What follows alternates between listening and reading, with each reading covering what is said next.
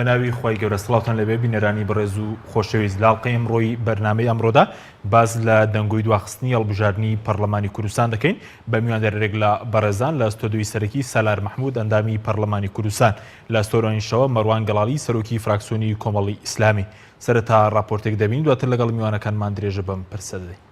ئەمریکا داوای لەلایەنەکانی هەرێم کردووە هەڵبژاردننی پەرلەمانی کوردستان دوا بخرێت. بە پێی زانیاریەکان برێت مەکگۆرگ نوێنەری سەرۆکی ئەمریکا لە هاوپەیمانی نێودەوڵەتی دژی داعش لە دوایین سەردانیدا بۆ هەرێم و کۆبوونەوەی لەگەڵ چەند بەرپرسێک داوای کردووە هەڵبژاردننی پەرلەمانی کوردستان دوا بخرێت بەو پێی دۆخی هەرێم بۆ هەڵبژاردن گونجاو نییە.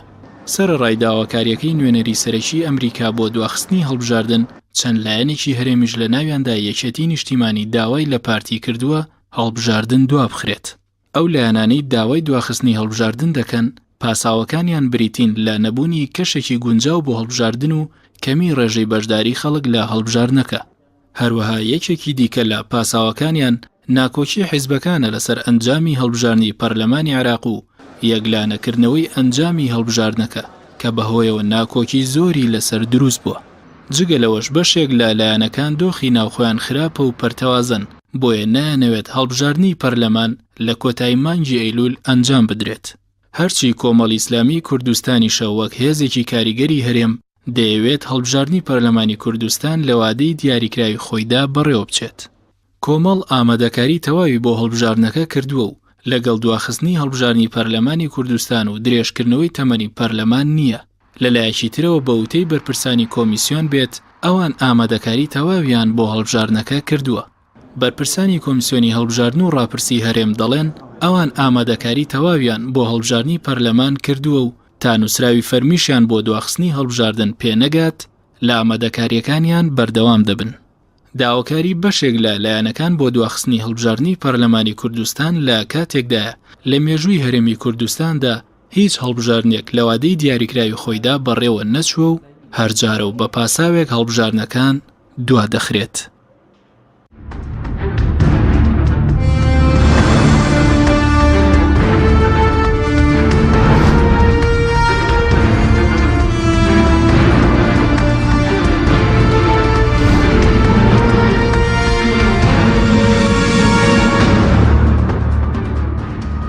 جارێکی تر سڵاوتان لەوێت بەڕێزان سوپاس بۆ میوانەکانمان کاک سەلار بەخێر بەنگسرەتە لە بەڕێستانەوە دەست پێ بکەین سەبارەت بە مەسەلەی هەڵبژاردن دەنگۆیەکە سەبارەت بە دواخستنی هەڵبژاردن زانیاریەکان لای بەڕێزت چینەوە چ شتێکەیە لەبارەی هەڵبژاردنی پەرلەمانی کوردستان. بەڵێ زۆر سوپاس سڵاو ڕێزمێ بۆ برای بەڕێزم مامۆستا مەلا مەروان و بۆ هەموو بینەرانی بەڕێزی تەلەڤیزیۆنی خۆشەویستی پەیام و هیوای سەرکەوتن بۆ ئێوەش کاکیم. لە ڕاستیدا مەسەلەی هەڵبژاردن لە پەرلەمانی کورد بۆ پەرلەمانی کوردستان خۆتانزان ئەوە ساڵێکیشە دواکەوتووە. لە نێوان ئەو ساڵەشدا هەڵبژاردننی ئەنجومەنی نیشتیمانی عێراق کراوە تا ئێستاکەوە 3 مانگە نەتیجەیەکی نییە. هەموو ئاراستەکان بۆ ئەوەن کە ئایا حکوومەتی عێراقی لەم ماوە نزیکەدا پێک دێ یا پێک نایە بۆیە ئێستاکە نەک دەنگۆ بە زانیاریەوە ئەوە ڕاگەێنین کە وڵاتی ئەمریکا و ئێرانیش داخوازیان ئەوەیە کە هەڵبژاردننی پەرلەمانی کوردستان دوا بخرێت تاوەکو لایەنەکان بەردەوام بن و هەوڵەکانیان چڕ بکەنەوە بۆ پێکهێنانی حکوومەتی ئایندەی عێراقی و ئەگەر لە ماوەی ئەم مانگەدا توانرا حکوومەتی عێراق پێک بێنرێ حکوومەتی نوێ و پەرلەمان دابنشتن بکە ئەشێ پەرلەمان بتوان لە کاتی خۆیان هەڵبژاردن کە ئەگەرنا بە دڵنیاییەوە هەڵبژاردننی پەرلەمانی کوردستان نەکەوێتە ساڵی داهاتوو. زۆر باشە بەس ئەوە زانیاریە کە بەڕێزوتت بە فەرمی ئەمریکا و ئێران داوایان لە چلایانەیە کردو بۆی هەڵبژاردننی پەرلەمانی کوردستان دوا بخرێت ئەگەر زانیاری لای بەڕست. بەڵێ ئەوەندەی ئێمە ئاگدار بین کۆی لایەنەکان بەڕاستەوخۆی یان ناڕاستەوخۆ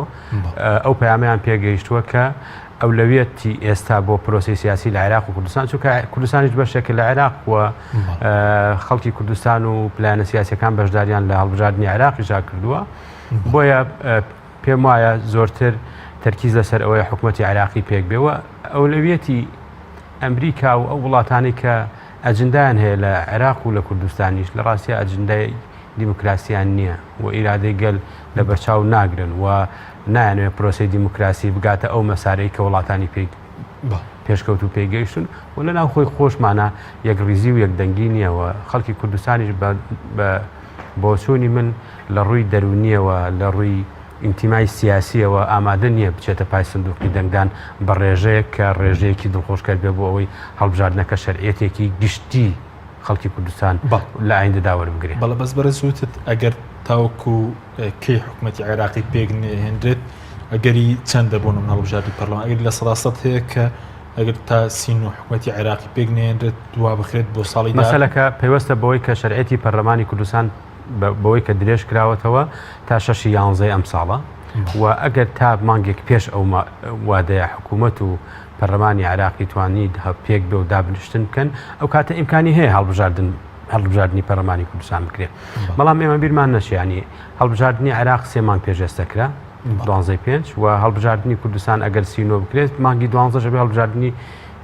ئەنجومەنی پارێزگاکانی هەرێمی کوردستان بکرێت. سێ هەڵبژاردن لە ساڵێکا پێم وایە تۆزێ زەحمەتە و بارگرانی زۆر دروستەکە لە ڕووی دەرونیشەوە و بەدیدی ئێمە هەم ئاراستە سیاسیەکە هەم کۆکنەبوونی لایەنە سیاسیەکان داننیشتنیان پێکەوە و داخوازی بە تایبەتی ئەمریکا مەگۆرگ بە ڕسمی هاتووەتە هەرێمی کوردستان چەند لایەنێکی بینیوە داوای کردووە کە سەرقاڵ بن بە پێکهێنانی حکوومەت و پەرلەمانی عێراق و مەسلەی پەرلەمانی کوردستان دوا بخان و ئەمە پێچێ ئەولەویەت و ئەجندای دەوڵەتی ئەمریکا بێ و ئێمە بیرشمانە چێ لە مەسلەی ڕیفراندۆم باکە بە قسەی مەگۆرگ و وڵاتانی ئەمریکا و ئەوروپا نەکرا بینید نەتیجەی ڕیفراندۆم چۆن بوو. ئایا ئێمە خەڵکی کوردستان ئەبێ لە ئێستەوە وریای ئەوە بێت کە ئەو وڵاتانە داواکەن ئەگەر هەرێمی کوردستان بە قسەی ئەوان نەکا نەتیجەکەی چۆنە بێ ئەمەش ئەبێ گفتوگۆی لەسەر بکرێ هەرچەندە من بۆ خۆم لەگەڵ ئەو بۆ چوونم کە پەرلەمان نەک نابێ وادەی درێژکردەوە ئەبێ لە وادەی خۆیدا هەڵبژاردن بکە و ئەگەر قەیرانێکی سیاسی ئابووری کۆمەڵایەتی لە وڵاتە هاتە پێشەوە دەبێ هەڵبژاردننی پێش ئەوەی پەرلەمان ماوەکەی خۆی تەواوکە. بەڵام من بارودۆخانە دەبینین واقعەکە و لە هەرێمی کوردستاندا هەر چوار خولەکەی پەرلەمانی کوردستان ماوەی درێژ کرا. سوپاس دەکەم دەتەکرم لای بەرز ئەگەر بچینە سۆران لای مامۆستامەڕۆن مامۆستا زۆر سوپاس بۆ بەشداریتان لە بەرنامەکەماندا. کاک سالار باسی لە دوولایانی نێودوڵەتی کرد کە بە فەرمی داوایان کردووە هەڵبژاردننی پەرلەمانی کوردستان دوا بخرێم ئێران هەم ئەمریکا بۆچوونی ئێوە لەسەر ئاسی ناوخۆ ئێوە هێزانە کامانن کە لەگەڵ ئەوەدانین کە هەڵبژاردننی پەرلەمانی کوردستان لە سینۆ ئەنجام بدرێت.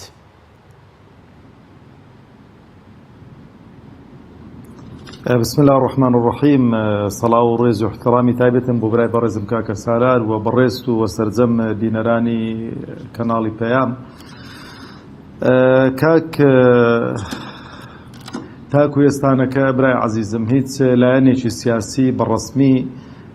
داوای نەکردووە کە هەڵبژاردن دوا بخرێتن و تەنانەت تاکو ئێستانەکە لایەنێک بەڕەسمی مووقیفی خۆی ڕاگەیاندوو کە شەوی ڕابردوو کۆمەڵی ئیسلامی دەڵێ من لەگەڵ هەڵبژاردنەکاندا بەڵام بەڕاستی دەبێ بین بابەتیانە قسە لەسەر هەڵبژاردنەکان بکەین. ئەو هەڵبژاردنە ئەگەر بکرێ تا چەند سوود و قازانجی دەبێتن بۆ بەرەو پێشبردننی سیستەمی حکومڕانی لە هەرێمی کوردستان و کۆتایی هێنان بەو قەیرانە سیاسیانەی کە دروست کراوە کە دەستکردن و تا چەند ئەو هەڕەمی دەسەڵاتەی کە سەپێنراوە لە هەرێمی کوردستان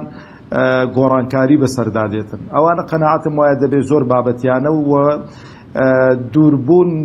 لە عاتیفە و سۆز قسەی جدی لەسەر بکرێتن. بە تەسەوری من ئەگەر ئەوە ڕێی کۆمەڵ دیارە کە من فراکسیۆنی کۆمەڵی ئیسلامین و سەرۆکی فراکسیۆنی کۆمەڵی ئیسلامیم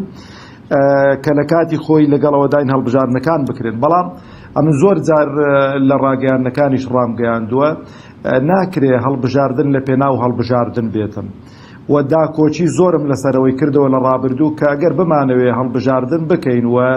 واقعی سیاسی هەرێمی کوردستان بگۆڕین دەبێ هاوپەیمانیەتێکی بە قووەت دروست بکرێتن لە وڵاتە بۆی کە ئەو هاوپەیمانی بە قووەتە دروست بکرێت لە هەرێمی کوردستان ئەوانەی کە ئیدعای شەرعیەتی خەڵک و جەماوەر دەکەن ئەو شەرعیەتیان لا نەمێنێتن بۆی کە چیتر بە ناوی خەڵک و جەماوەر ئەستەم لە خەڵک و جەماوەر نەکەم. بەداخەوە ئەوە نەکراوە گوێ ڕانەگیرا بۆ ئەو پێشنیارانەی کە دەیان و سەدان ڕۆشنبیر و خەڵکی دڵسۆزی ئەو وڵاتە داکۆچی لەسەر ئەوە کردەوە. ئەوجا چوونی هاوڵاتیان بۆ دەنگدان و کوبرای بەڕێزم کاکە سالار باسی کرد یعنی بەڕاستی ئێمە ترسمان لەوەیە کە ئەو خەڵکەی کە تووڕێ ئەمڕۆ لە دەسەڵات ئەوە ناچێ دەنگ بداتن بەڵام ئەوانەی کە تابعی دەسەڵاتن و ئەوانەی کە دەسەڵات جۆشی داون کە ئەتوانم بڵێم لە هەموو حاڵەتێکدا ئەوانە وجودی زیاتریان هەیە لە بۆ سندوقەکانی دەنگدان و زۆرینە دیسان لایوان دەبێتەوە لەبەر ئێمە بەڕاستی دەبێ ئەو لایەنانەی کە ناڕازین یان ناویان لە خۆناوە ئۆپۆزیسیۆن دەبێ ئەو جەماوەرە ئاشکەینەوە و ئیش لەسەر ئەو جەماوەرە بکەین ئەو جەماوەرە بە ڕێژەیەکی زۆر بەرچاو و بە ڕێژەیەکی زۆر تەندروست بێنە سەر سندوقەکانی دەنگدان و دەنجی خۆیان بدەنەوە بوار تەسەکەنەوە بۆ تەزویر و بۆ دەنگ لە جیاتیدانی ئەوانەی کە ناڕازین ئەگەر ئەو حاڵەتانە نەکرێن قەناعەتم وایە ئەو هەڵبژارنە جارێکی تر ئەوانەی کە ئەمڕۆکە وڵاتیان بەو ئاراستە بردووەوە بەو سیاسەتە خۆسەپێنەی خۆیان توانیویانە ئەو وڵاتە تووشی 1001 قەیران بکەن 4 ساڵی دیکەش و 5 ساڵی دیکەش بەردەوام دەبن لەسەر ئەو قەیرانانەی کە لە هەرێمی کوردستان دروست کراوە. مامۆستا بەرز وتت بە فەرمی هیچ لایەنێک تا ئێستا لە ڕاگەاندن داوای نەکرد هەڵبژاردن دوا بخرێ بەڵام ڕەنگە ئێستا بەڕێزش زانیاریت لابێت لە پشتی پەردەوە چی هەیە لەلایەن لایەنە سیاسیەکان ینی هیچ کۆبوونەوەیەک لەسەر لە نێوان دوو هێز بۆن لە پارتیویەکی لایەنەکانی تر کراوە لەسەر ئەو مەسەلەیە؟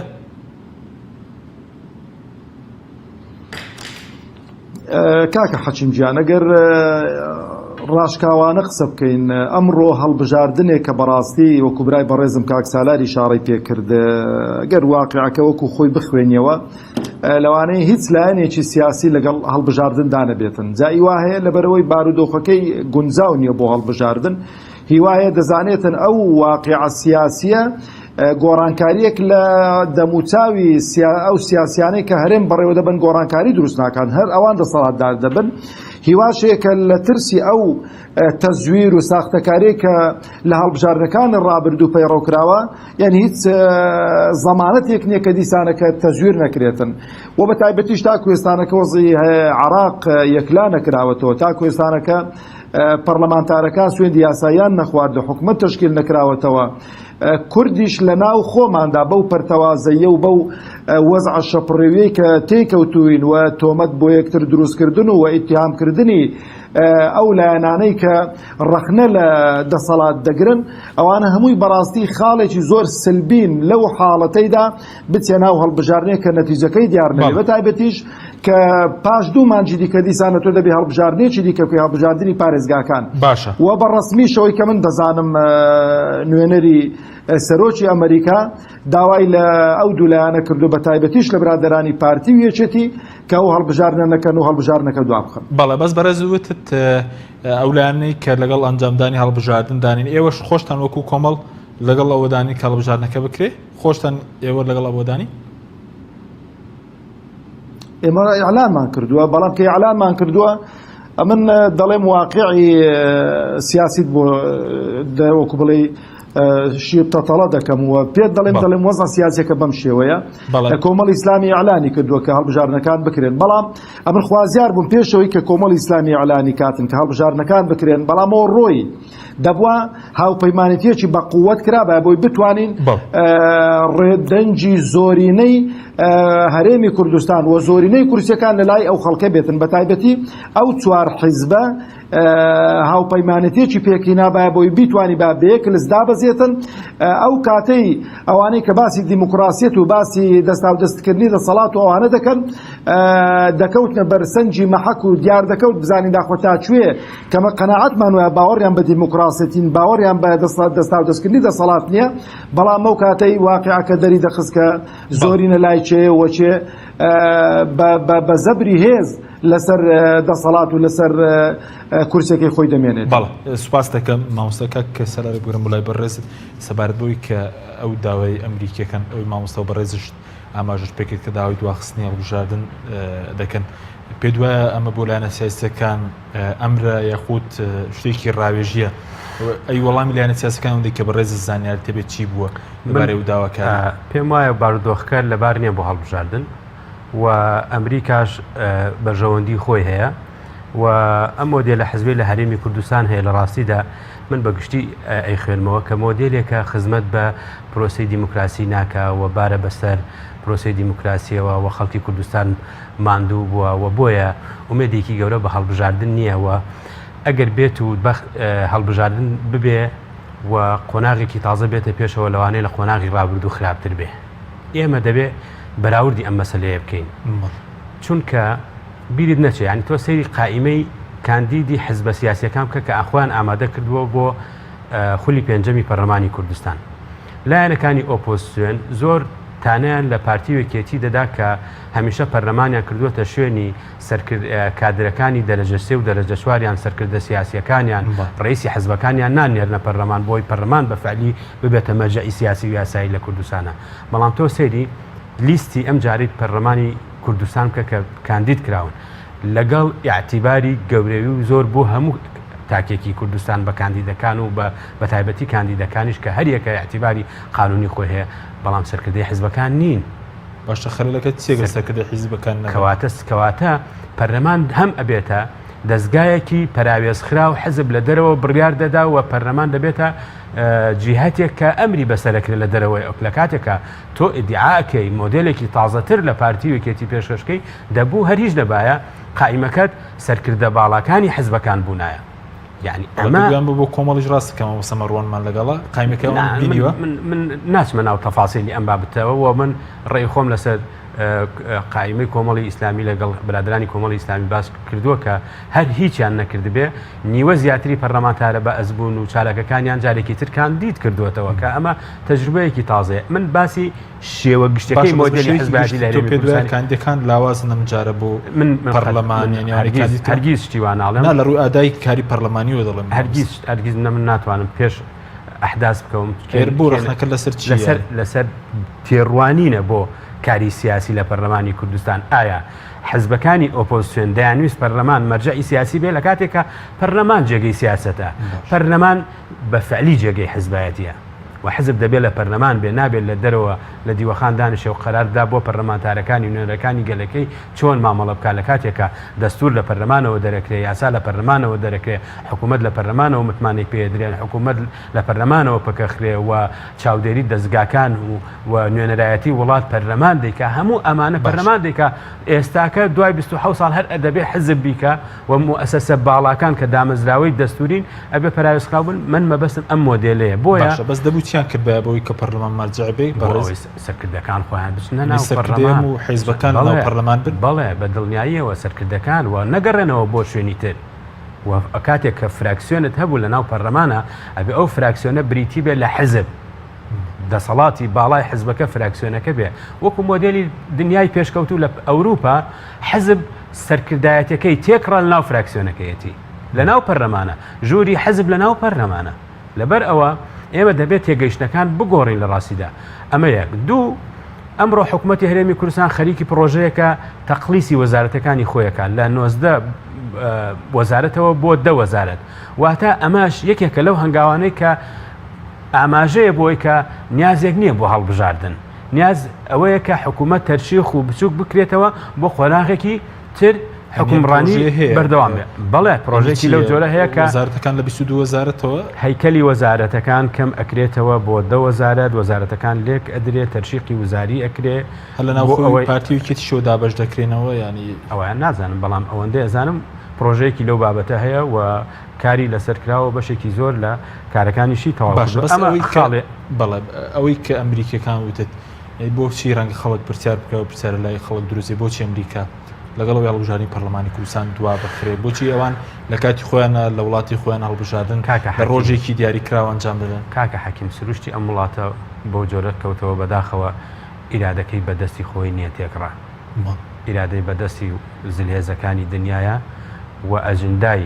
ئێران و تورکیا وڵاتانی خەلیجیش لە عێراق و بەشێک لە کوردستانیش بە جۆرێک ئامادەی هەیە بۆیە ئێمە نەمانتوانیوە سربەخۆیی ئیداری و سیاسی خۆمان بەتاوەتی بپارێزین بۆیە هەتاوەکو ئەم میلەتەی ئێمە زیاتر کار نەکا بۆ ئەوەی وشیاریەک دروست بێت کە مۆدلی حزبی لە باشووری کوردستان بگۆڕێ ئەو حزبانەشی ریفۆرمێکی حەقیقی ناو خۆیاندا نەکەن و دان نەنێن بەوەی کە ئەم پەرتەوازەیە زەرەری زیاتریان پێگەێنێ و ماڵیان کاولتر ئەکاوە انشقاقات و تەکەتولاتی زیاتر ئەخاتە ناو هەناوی حزبەکان و دواتر حزبەکان هەریەکە بە ئارستایەک بۆمانەوە دەست دەبن بۆ ئەجندای تر نەک پشت بەستن بە ئیرادەی خەڵک و بگەڕێنەوە بۆ گەلەکەی خۆیان واش ئەکا بە بەردەوامی ئیرادەی دەرەوەی کوردستان و عێراق تحکم کا بە حکومڕانیەوە لە عێراق و لە کوردستاندا. بۆیە من پێم وایە ئێستا کە دیوێکی تری ئەم مەسلەیە چونکە تۆ بۆ هەڵبژاردن سێ پایەت هەیە. پایەکی خەڵکە کە دەنگدەرەکە ماندووە لە انتخاباتی پێشوە لە ساڵ 50 کەمتر چۆتە سەر سندوقی دەنگدان و لەبەر ئەوەی هەڵبژاردنەکەش نەتیجەیەکی ئیجابی لێ نەکەوتەوە پێچێ ئەو نسبەتە زۆر زیاتر کا بۆ لە 130 بۆ لە 135 کە ئەمە لە ڕووی واقعیەوە شەریعەتی گەورە وەرناگرێ. دوو مؤسساتە پەرلەمانە حکوومەتە کۆمسیۆنەکە کۆمسیۆنێکی حزبیە مامۆستا مەروان جەنابی شایەتە کە ئێمە زۆر هەڵماندا بەو جۆرە نەبێت کە بەڵام بەو جۆرە کەوتەوە بۆیە تا ئێستا تۆماری دەنگدەران پاک نەکراوەتەوە تا ئێستا ناتوانین زمانی ئەوە بکەین کۆمسیۆن ئەتوانێ تەواوی پرۆسەکە بە سەلامەتی بەڕێ بکە و حکوومەت و پەر ئەم پایان ئەم دامەزراوە شەرعیانش لە ڕاستیدا لە ژێر هەیمەنەی دەسەڵاتی حزبدان کە پایی سێمە و حزبیش ناوماڵی یەک نییە و حزب لە ناوخۆیدا کۆک نییە و حزب لەگەڵ یەکدا کۆک نییە و ئەجندایەکی هاوبەشی نیشتیمانی نەک دەسەڵات. ئۆپۆزیسیۆن کە لە دەرەوەی حکوومەتە پرۆژەیەکی هاوبەشیان نییە بۆ ئەوەی وەکو بەدیل خۆیان بکەن. بۆیە هەموو ئەمانە تێکڕا وێنەیەکمان پیشانەدا کە ئەگەری ئەنجام نەدانی هەڵبژاردن زۆرتر لە ئەنجامدانی هەڵبژاردننی پەرلەمان لە وادەی خۆیدا. بەڵێ سپاس دەکەم. مامۆستا مەڕواگە بگەڕم وڵای بەڕێز ئەوەندەی کە بەڕێز ئاگاداربی تا ئێستا و توێژی فەرمی بە تایبەتی لە نێوان پارتی و یەکێتی دەستی پێ کردووە لەسەر دواخستنی هەڵبژاردن و باز لەوە دەکرێت کە یەکێتی داوای کردووە بەڵام پارتی لە بەرامبەر کۆمەڵێک مەرجی هەیە. بەڕێز چیت لای لەسەر کۆبوونەوە نهێنیەکانیەوان کە تاکو ئێستا ئاشکرایان نەکردووە؟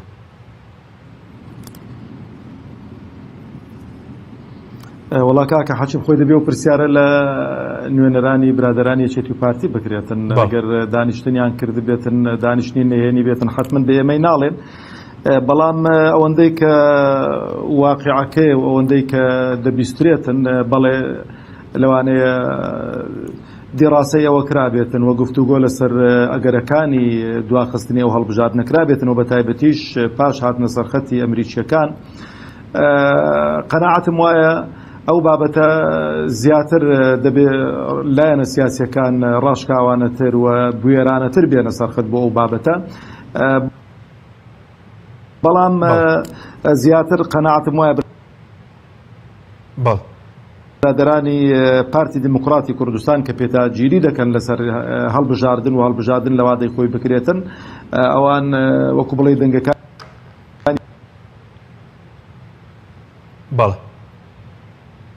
گومانیان لەو دەنگانە نەبێت کە بۆ خۆیان دایان ناوە. بەڵێ ئەی لایەنەکانی تر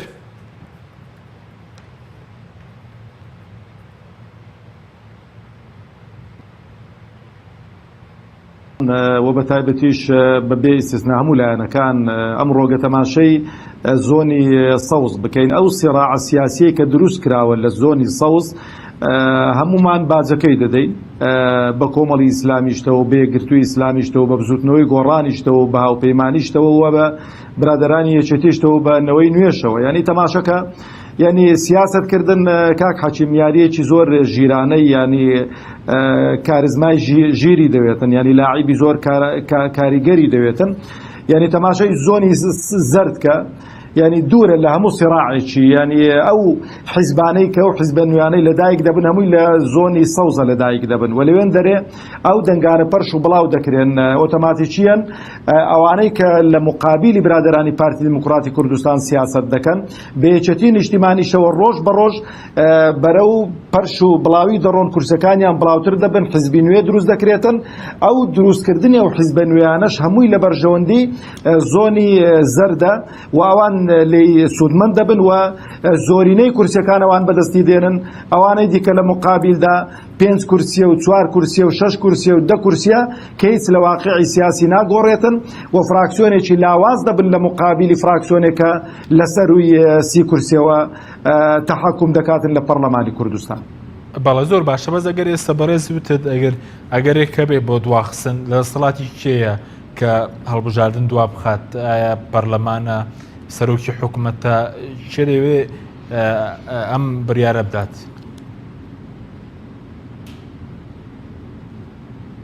خۆی دیارە دەبێ بەڕسمی داوا لە پەرلەمانی کوردستان بکرێتن ئەوە یەک کۆمیسیۆن کاتێک کە داوای لێ دەکرێتن ئەو دوو ینی مبەڕیڕەکە بۆ دواخستنی هەڵبژارنەکە وایە داوا لە کۆمیسیۆن دەکرێت دەتوانێتن هەردوو هەڵبژارنەکە پێکەوە بکاتن لە پەرلەمانی کوردستان برای بەڕێزم کاک سالار ئاگادارە ئەو پرسیارەمان لێ کرد زۆربەی پەرلەمانتارەوێن ناتوانین ئەو دوو هەڵبژاردنە لە سین و پێکەوە بکەین کە دەڵێ ناتوانین پێکەوە بیکەین ئەو کاتەی پەرلەمانی کوردستان دەبێت تەمەنی خۆی درێژ کاتەوە و کە من وەکو خۆم وەکو سەرۆکی فراکسیۆنی کۆمەڵی ئیسلامی لەگەڵ درێژکردنەوەی تەمەنی پەرلەمانی کوردستان دانیم وەکو برای بەڕێزم ئیشارەی پێکرد ئێمە بینومانە لە وڵاتان کە قەیرانی دارایی بۆیان قەیرانی هەر قەیرانێک ڕووی لە وڵات کرد بێتن هەڵبژارنەکان پێش خراون و بۆی کە کۆتایی بەو قەیرانانە بهێندرێتن ئەو کاتەی سەرۆکی حکومەت کە بڕیارێکی دیکە دەردەکاتن کە لە بەرواری ئەوەندە هەڵبژاردن دەکرێت لە زیاتی بەرواری سینۆ. بەڵێ یعنی ئێستا دەبێت تەمەنی پەرلەمان درێژ بکرێتەوە گەر هەڵبژارنی دوا بخرێت بە پرۆژه یاسایەک لە پەرلەمان دووبارە پەسەند بکرێت بۆ دواخست ئەگەر ئەو گومارت نەبێتن چونکە ئێمە ساڵێک کە تەمەنی پەرلەمان درێژ کراوەتەوە بۆ تاخیرکردنی هەڵبژارنەکان بۆ چکۆ تەمەنی پەرلەمان خەڵک 4 ساڵ متمانەی بە ئەو پەرلەمانتارانە داوە بەو خولە داوە ئێستانەکە کە تۆ کاتێک کە تەمەنی و ساڵەشت تەواو دەبێتن هەڵبژارنەکانیش ناکرێ بە ناچاری دەبێت تەمەنی خۆتجارێکی دیکە درێژکەیتەوە بۆی کە لە بۆشاییەکی یاسایی دانەژی.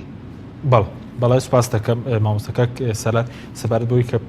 پێشتر پرسیارەوەم کرد ئایا دەکرێت بۆ نمونە لایەنەکان بۆ نمونە بە قسەی ئەمریکان نەکەن هەڵبژاردن دوانەخەن بەڵام ناوبڕێکمان هەیە دوای ناوبڕەکە دەگەڕێن وڵای بەڕێز بەڵێ بینێرانی بەڕێز ناوبڕێک و دەگەڕین وڵات. تۆپ ئارت تاکە بریکاری تۆڕی میدیایی کۆمەڵ بۆ دروستکردن و بڵاوکردنەوەی ڕیکلام. تۆپ ئارت. دنیا دیکۆر بۆ کەوانتەر و تەختەی ئەرزی.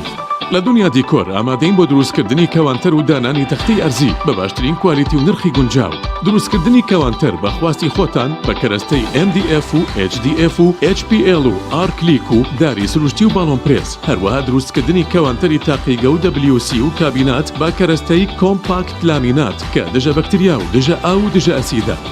بۆ دڵنیا بوون لە کوالیتی و نرخی گونجاو تەنها دنیا دیکۆر هەڵبژێرە. دنیا دیکۆر.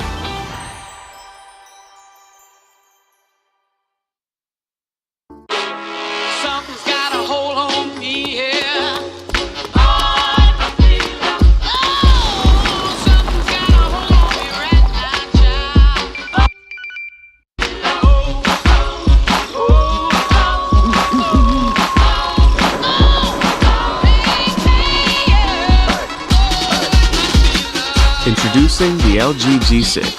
the big screen that actually fits in your head.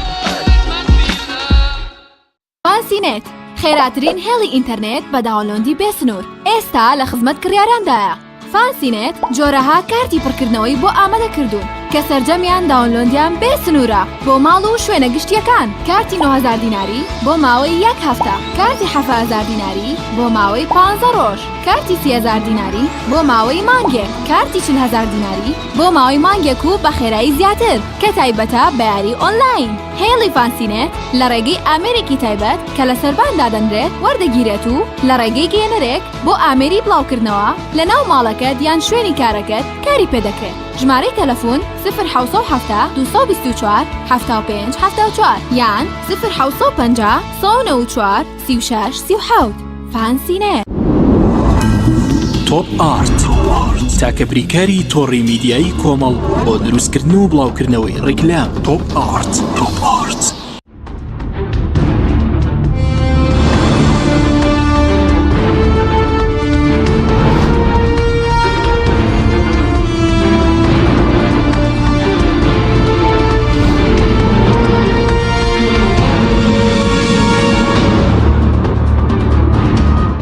سڵاوتان لێبێت بەڕێزان کەک سەلەر پێش ناوبڕەکە باسی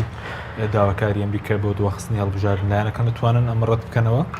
بەڕێمە ڕەتکردنەوە چی بە دوای بۆچوونی بە بۆچوونی من لەبەر ئەوەی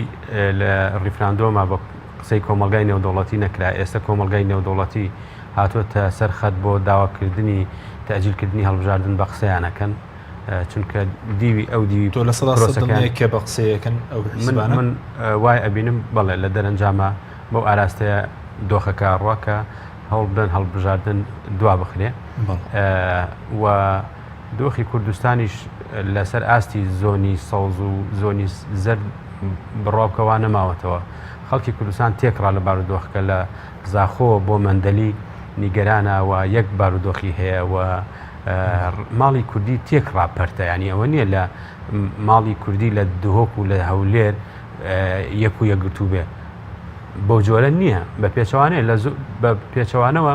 لە زۆنی زەرد بارودۆخەکە زۆر زۆر ئاڵۆستر و دژوارترە ئەمەی کە هەیە ڕاستە فەوزایەکی سیاسیە بەڵام بە جۆرێک لە جۆرەکان تعبیرە لە فرەیش بیرمان نەشێت هەیە فرەینی دیکتاتۆریەتە ناڵم دیکتاتۆریەتە بەڵام بەو جۆرە نییە کە هەیە مامۆستا مەروان خۆی تەفاسیلی ئەم مەسەلانەش باش ئەزانێ بۆیە پێمان وایە بارودۆخەکە ئەوەندە دژوارە لە باشووری کوردستانە بیرمان چۆتەوە ڕووداوەکانی ڕۆژاوای کوردستان ڕاستەخۆ پەیوەندی بە ئێرەوە هەیە سەممە گۆرگ ئەرکی تری هەیە لە سووریا دەیەوێت لێرە ئەم دۆخە بەم جۆرە بمێنێتەوە تاوەکو وەزیفەکانی تری لە سووریا دەچێتە پێش ئەمریکا چیە بنەوەتەناوەیە کە هەڵبژاردن کۆتایی نەهاتنی مەسلەی داعش ئەمنیەت و دۆزینەوەی جۆرێک لە ئێستقرار لە ناوچە کوردستانەکانی دەرەوەی هەرێم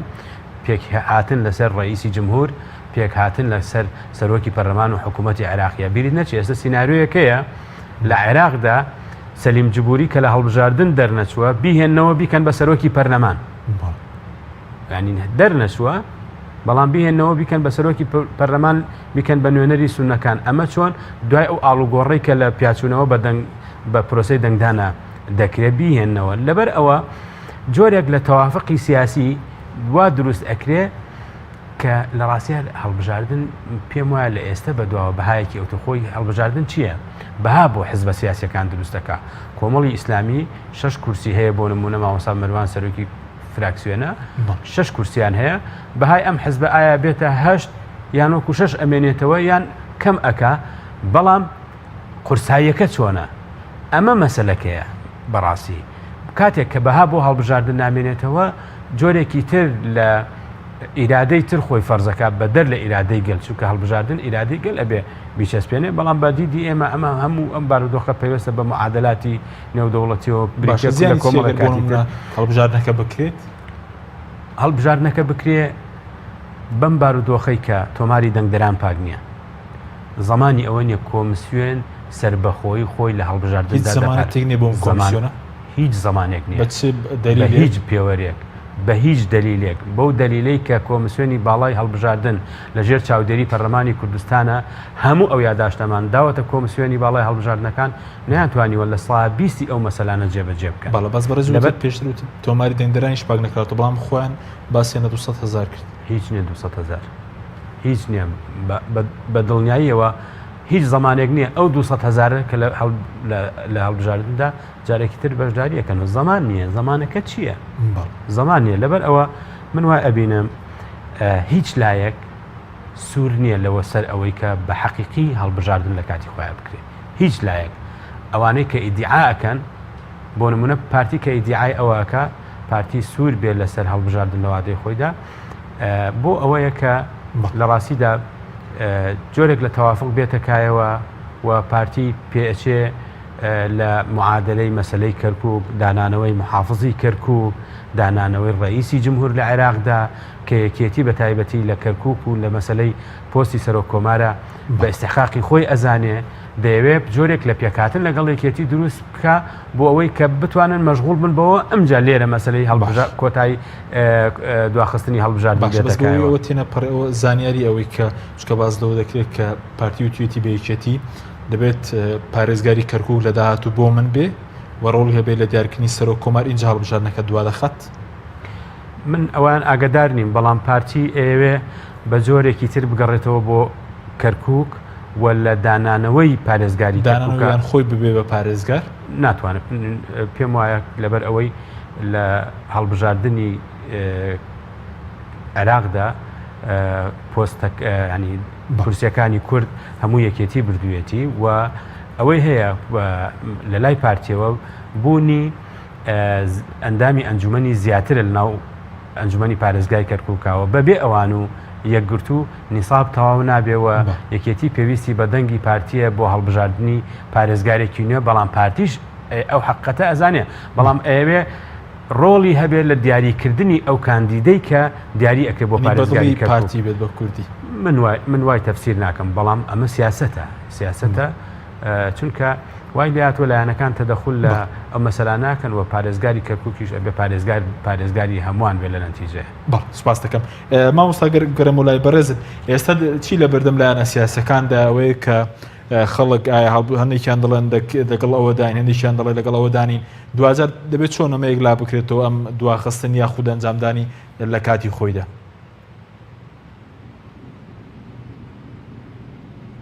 وەڵام قەناعەتم وایە زیاتر واقع بینانە ئینسان قسە بکاتن ئەگەر برادرانی پارتی و یەکێتی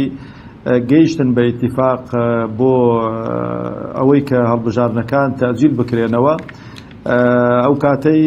بڕیارەکە لە بەردەستی خۆیانە بە تایبەتی لە ئەنجومەنی وەزیران و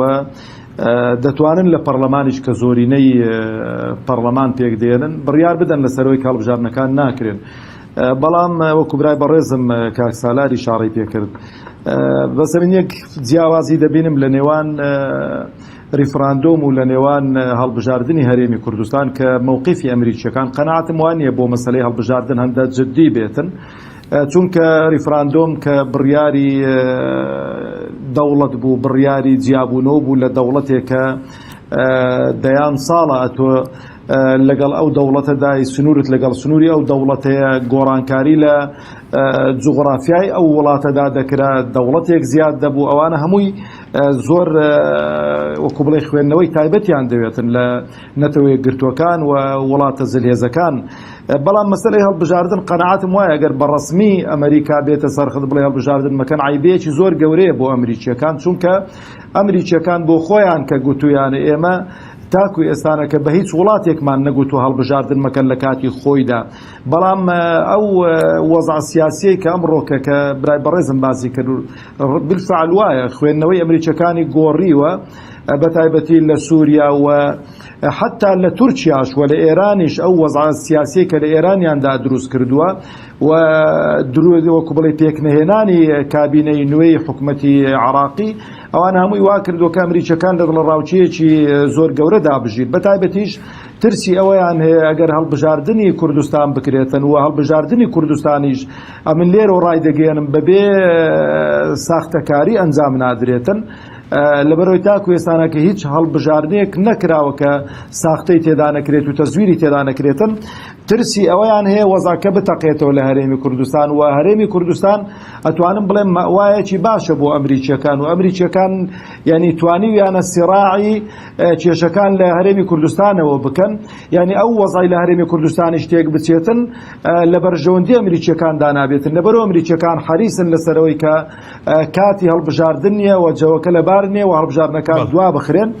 بەڵام بەرحاڵە من خوازیارم یعنی بەجددی ئەو قەزیە بەجددی وەربگرێتن ئەگەر هەڵبژاردن بکرێتن هەموو لایەنەکان پێکەوە هەڵبژاردن بکەن و زەمانەتێک بدەنە ئەو دەنگدەرەی کە دەنگەکانی نافەوتێ و تەزویر ناکرێتن وە کۆمیسیۆن بە ئەرچی سەرشانی خۆی هەڵبستێتن چونکە کۆمیسیۆن یەک هەڵبژاردننی کردووە لە ڕابردوو سەرپەرشتی ڕاپرسی کردو بەڵام ئەو سەرپەرشتیە ئەتوانم بڵێم زۆر سەرکەوتوو نەبوون لە سەرپەرشتیکردنی ڕاپرسی بۆ سەربەخۆی هەرێمی کوردستان چ لە ڕووی ژمارەی دەنگدەرانەوە چ لە ڕووی تەمەنی دەنگدەرانەوە چ لە ڕووی پڕکردنەوەی سندوقەکان بە لە جیاتی ئەوانەی کە بەشدار نەبوون ئێمە لە بیرمان نەچێتن یعنی خەڵک لە هەرێمی کوردستان ئەتوانم بڵێم لە 150 تێنەپەڕاند لە هاتنە سەر سندوقەکانی دەنگدان بۆ بەسەربەخۆیی هەرێمی کوردستان بۆ بە دەوڵەتبوونی هەرێمی کوردستان کە خەونی هەموو لایەکمانە یعنی ئەگەر زەمانەتێک بەو خەڵکە نەدرێتن ئەو خەڵکەی کە تووڕەیە تا چەند ینی لە سەتا چەندی دێتن دەنگ دەداتن و یەکێک لە بەرەو پشتەوە چوونی عملیەی سیاسی لە هەرێمی کوردستان ومانەوەی ئەو وەزع سیاسیە ینی ئەو خەڵکە دەنگ ناداتن ئەو خەڵکە نایەتن ڕێی خۆی بڵێتن ئەوانەی کە تووڕەن ئەوانەی کە ناڕازین دەنگ نادەن و ئەوانەی دیکەش دەنگەکە دەدەن کەواتە بارەکە بەلای واندا دەکەوێتەوە جارێکی دیکە و ئەو وەزع سیاسی خۆی دەمێنێتەوە. بەڵێ بەس مامۆستا پرسیارێک سەبارەت بە ئێوە ئێساگەر بەیانی پرۆژەیەک بێت لە پەرلەمان درێژکردنەوەی تەمەنی پەرلەمان بێ ئێوەکو فراکسیۆنی کۆمەڵ چۆن مامەڵی لەگەڵ دەکەن کە پێشتریش مەسەڵەن تەمەنی پەرلەمان تاوەکو 6 درێژ کراوەتەوە؟ ئێمە گوتومانە لە ڕابردووش یان ئێمە لە ڕابردووش لەگەڵ درێژکردنەوەی تەمەنی پەرلەماندانە بووین وە گوتومانە ئێمە خەڵک بۆ 4 ساڵ متمانەی پێداوین بەڵام بەداخەوە دەڵێم ینی قەزیەکان کاک حەکیمجان وەڵاهی ینی بۆتە مزایدات بەسەر یەکتردا بۆتە زیاتر قسەکردن بۆ ڕاگەیاندن بۆ ئیعلام مراعاتی قسەی خەڵکەوەی بەڕاستی بە تەسەوەری من سیاسەتیش بەو شێوە زیاتر دەتوانم بڵێم هەموو لایەکمان زەرەری لێ دەکەین. ئێمە کاتێک کە تەماشا دەکەین ئەگەر هاتبا و واقع بینانە معاملەیەکی تەندروست کرابایە ڕێرە سەرۆکی پەرلەمان نەگیرابایە پەرلەمانی کوردستان ئیش و کاری خۆی کردبایە ئەو کاتەی مبەرر نەدەبوو بۆ درێژکردنەوەی تەمەنی پەرلەمان. بەڵام بەرحاڵ ئێمە لەگەڵ ئەوە دانین پەرلەمانی کوردستان تەمەنی خۆی درێژکاتەوە یعنی تەماشاکە ئێستانەکە لە حکومەتی فیدرالی تاکو ئێستانەکە حکومەت پێک نەهێنراوە تاکو ئێستانەکە نەتیجەکان وەکو بڵێ پەسەند نەکراون وەکو خۆی ماوەتەوە بەڵام پەرلەمانی بەغدا لە بۆ 2 ڕۆژیش تەمەنی خۆی درێژ نەکردو و کۆتایی بە ئیش و کارەکانی خۆی هینا خوازیارم پەرلەمانی کوردستانیش چاو لە پەرلەمانی بەغدا بکاتن جارێکی دیکە دەست بۆ درێژکردنەوەی تەمەنی خۆی نەبات. بەڵام ئەو کاتە کوردستان بێ پەرلەمان نابێ ئەگەر تەمەنی خۆی درێژ نەکاتەوە؟ ئەو کاتێک قەناعەتم وایە دەبێ بەڵێتە پەرلەمان نامێنێتن و ئەو خولە کۆتایی پێدێتن لێرانەدا دەبێ پەلە بکرێتن لەوەی کە هەڵبژاردن بکرێتن و خولی داهاتوو دەست بەکار بێتن و حکومەتێکی نوێ دەست بەکار بێتن بۆی کە ئیش و کارەکانی ئەو وڵاتە بەڕێوە ببن. بەڵێ سوپاس دەکەم کاک سەلات ئەی چارەسەر چیت بژاردەیەک بۆ نمونە ئەگەر دواخستنی هەڵبژاردن نەبێ بۆ کەی هیچ قسێک لە بارەوە کراوە بۆ نمونە؟ من پێشنیارەکەم بۆ لایەنە سیاسیەکانی کوردستان تێکڕا پرۆژەیەکی نیشتیمانی ئامادە بکەن بیکەنە ڕێکەوتنێکی نیشتیمانی لە نێوان خۆیاندا ئەگەر پەرلەمانی کوردستان ماوەکەی درێژ کرایە و هەڵبژاردن نەکرا بۆ نمونە ئەو ماوەی کە درێژەکرێتەوە پەرلەمان چی بکە پرۆژەیەکی نیشتیمانی لایەنە سیاسیەکان ئامادەی بکەن لەسەری ڕێک بکەون بۆ نمونە لەو ماوەیەدا دەستوری کوردستان ئیقرار بکرێت لەو ماوەیەدا چاکسازی موچەی فەرمانبەران بهێنرێتە پەرلەمان و ئیستحقاقی فەرمانبەران هەموو بگەڕێنرێتەوە لەو ماوەیەدا کۆمەڵێک یاسای گرنگ وەکو یاسای تیرۆر هەموار بکرێتەوە یاسای پرۆژە بڕیاری تاوانی شنگال ئیقرار بکرێت لە پەرلەمانی کوردستان و کۆمەڵی سەرۆکی دەستەی وەکو مافی مرۆڤ و دەستەی نەزاهە و دەستەی چاودێری دارایی ئەوانە کە ویلایەتەکانیان بەسەرچووە لە پەرلەمانەوە جارێکی تر سەرۆکی نوێیان بۆ دابنرێت سەرۆکی دەسەڵاتی دادوەری کە بە وەکالەت ئەبرێ بڕێوە ئیقرار بکرێ بۆی دەسەڵاتی دادوەری ڕۆڵی خۆی ببینێ کۆمەڵە گرفتی گەورە لە کوردستاندا هەیە وەزارەتەکان تەرشیقەکرێن بکرێن بەڵام ببێتە نەریتێک کاموەزیرە لە کوردستاندا کە زۆرترین نەهامەتی بۆ سەر خەڵکی کوردستان هێناوە بۆ نمونە وەزیری سامانە سروشتیەکان بهێنرێتە پەرلەمان متمانەی لێوەربگیرێتەوە ئێمە پێویستمان بەوەیە کە پەرلەمان کە ماوەکەی درێژەکرێتەوە پەرلەمان لە کارا بێ بەهای هەبێ بتوانێت ڕۆڵ ببینێ ئەگەرنا هەڵبژاردن زووتر بکرێت نەک هەر بیر لەوە بکرێتەوە دوا بخرێ ئەمە نەریتێکی خراپە و نەریتێکە کە تەمەنی پەرلەمانیش ساڵی ڕابردوو درێژ کراوە پەرلەمانیش توانی شتێک کات ئەمجارش کە درێژ بکرێت هیچ بەهایەکی دەبێت ئەمجا ئەمە مەسەلەکەیە ئەگەر هەر بە کوشتنی کات و ئەوەی مامۆستا مەلامەروان فەرمووی هەر بە مزایداتی ئەعلامی و مزایداتی سیاسی و من لەگەڵم لەسەرەوە و لە ژێرەوەش لەگەڵ نیم لە سوورم بۆ هەڵبژاردن و لە حقەتیشا زەردە بۆ هەڵبژاردن ئەمانە بەم جۆرە نابێت لەبەر ئەوە دەبێ پرۆژەیەکی نیشتیمانی هەبێ و ڕێکەوتنێکی نیشتیمانیش هەبێ بەڕێی من ئەم ڕێکەوتنە نیشتیمانیە لەخێکیشی پەیوەست بێ بە پرۆسەکەی کە پەیوەستە بە بەغداوە. بەڵام ئێستا هیچ شتێک ماوە ینی پرۆژێکی نیشتیمانیە بێت لە کاتێکە لایەنەکانی ئۆپۆزیسیۆن پارتیویشی دەنگەکانیان بردو بە زوریان لێکرد دڵنیایەوە بوارێک ماوە بە دڵنیایەوە بوارماوە بۆ گفتوگۆ بوارماوە بۆ ڕێکەوتن ئەمە سیاسەتە فەنی ممکناتە و لەکوێدا لایەنەکان زەرەریان کردووە لەوێدا بیوەستێنن تاویزی ئەوە بکەنەوە و ڕێوشۆنە قانونیەکان لەو غەدرانی کە ئەڵێن بەرامبەریان کراوە بیگرنە بەر سوور بن لەسەری بەڵام هەر ناکرێ لایەنەکان بۆ نمونە یەک نەبینن لایەنەکان گفتوگۆی ڕاستەوخۆ لە نێوانیاندا نەبێ لایەنەکان خەڵکی نێودەوڵەتی بێ کۆیان بکاتەوە پەیامەکانیان بگەێنێ بەڵێ وای لاتوە خەڵکی تر ئەیان بینێ خەڵکی تر پەیامی حزبێک ئەبا بۆ حزبێکی تر هی حزبێکی تر ئەگەڕێتەوە ئەمەش بە سوء ئیستیفادەی خەڵکانێکە لە دەرەوەی سیاست و ئیرادەی سیاسی هەرێمی کوردستانن وەلایەنەکان بەکارهێنن بۆ ئەم ئەجندایانە و پێچێ بەشێک لە وڵاتانی منتیقەکە پێیان خۆش بە لایەنەکانی هەرێمی کوردستان بەم جۆرە ئەمەڵە بکەن و بەم جۆرە بمێنەوە چونکە تا پەربی زۆرتر بەکارهێنرێ تا کۆکبی کەمتر دەتوانن دەستخەنە کاروباری هەرێمی کوردستانەوە کە من لەگەڵ ئەوەم و بیریشمانە چێ یەک خاڵی تر پەیوەستە بە معادلاتی دەولیەوە بۆ نمونە لە سووریا ئەمریکا و رووسیا ڕێکەوتون کۆمەڵی ئەجندایان هەیە و ئەمریکا لە ئێستاە دەیەوێت ڕۆڵی زیاتری خۆی بێ لە عێراقا چڕکاتەوە لە سووریا بۆ رووسیای بەجێهێشتووە بە جۆرێک لە جۆرەکان بەڵام بیریش نەچێ ئێرانیش هەیمەنەی بەسەر عێراقەوە هەیە و سیراعی ئێرانی ئەمریکی بەڕوونی بەسەر لایەنە سیاسەکانی عێراق و کوردستانیشەوە دیارە لە مەسەلەدا ئەمریکا دەیەوێت زۆر بە خێرایی ڕۆڵی خۆی و پێگەی خۆی بە جارێکی تر لە عێراقا بچەسپێنێتەوە بۆی پەلە بکات لە پێکێنانی حکوومەتی عێراقی و پەرلەمانی عێراق دانیشتن کا بۆیە جەخت دەکاتەوە لەسەر ئەوەی پەرلەمانی کوردستان دو پرسیار بەسەبارەت بە چارەنووسی هەڵبژاردننی ئەنجومەنی پارێزگەکان و خودی ئەنجومەنی پارێزگەکانیش دو پرسیارم بۆ بەڕێز دەگەر بە کورتی بێ سپاس دەکەم. بە دڵنیاییەوە هەڵبژاردننی هەردوو لایەن ئەکەوێتە کاتێکی دیاریکراوە ئەگەر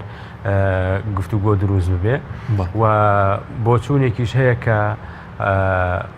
هەڵبژاردننی ئەنجومەنی پارێزگاکان پێویست نییە کە پێم وایە کە ئەمە قسەیەکی دەستوری نییە چونکە ئەمە مەسلەیە کە پێوەستە بە لامەرکزیەتەوە ئەنجومەنی پارێزگاکان لە دەستوری عێراقا هاتووە لە مادەی 1920 دەستوری عێراقیدا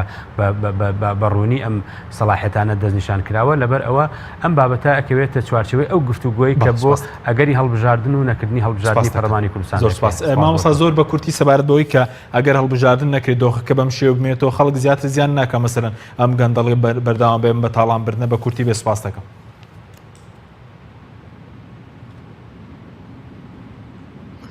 وەڵام من لەو خاڵەوە دەست پێ دەکەمەوە کە کاک سالار وەکو بڵێ کۆتایی پێهێنا لە مەسەلەی پرۆژەی نیشتیمانی ئەمە قەناعەتم وایە دەبێ و لایەنە سیاسیانە لە بۆ بەرژەوەندی خەڵک پێکەوە دابنیشن و گفتوگۆ بکەن و ڕێگا چارە بدۆزنەوە بۆ خزمەتکردنی هاوڵاتیان یعنی بۆ نمونە